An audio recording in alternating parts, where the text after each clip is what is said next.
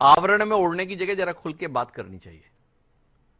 वो धनखड़ जी के जो आरोप थे ना, उसके बाद 3/4 बहुमत से बंगाल की जनता ने ममता बनर्जी और तृणमूल कांग्रेस को जिताया था। पर अभी तो चुनावी राजनीति की बात नहीं कर रहे, बात वो कर रहे हैं जो सुप्रीम कोर्ट के निर्देश और टिप्पणियों के कारण से उपजी है। तमिलनाडु में गवर्नर 10-10 बिल को सालों तक दबाकर रखे रहे।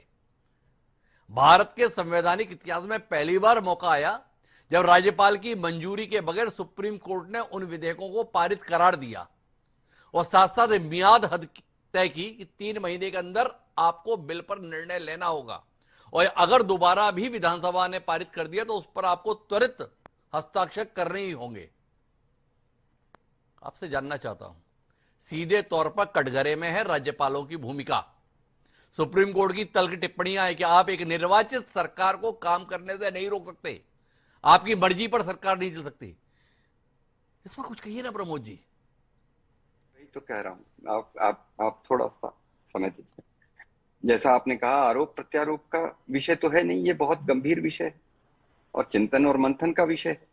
जनता के द्वारा चुनी हुई सरकारें जनहित में कार्य कर रही हैं अगर, तो राज्यपाल ने कहां पर उनके निर्णय में बाधा पहुंचाने का प्रयास किया है। आपने कहा कि इतिहास में पहली बार ऐसा हुआ। इतिहास में तो पहली बार ऐसा भी हुआ कि सरकार ने आपातकाल लागू कर दिया, न्यायालयों को चुप करा दिया। उन तल्ख टिप्पणियों के बारे में क्या कहेंगे हम।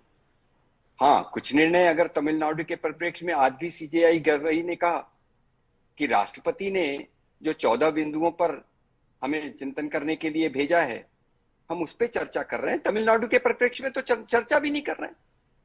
तमिलनाडु के परिप्रेक्ष्य में तो उन्होंने कहा कि एक समय होनी चाहिए, और जिस पर तुषार मेहता ने भी कहा, एडिशनल सॉलिसिटर जनरल ने, कि भाई संविधान सभा में तो इसका प्रावधान रखा नहीं गया था और संविधान सभा में तो बहुत से योग्य लोग थे।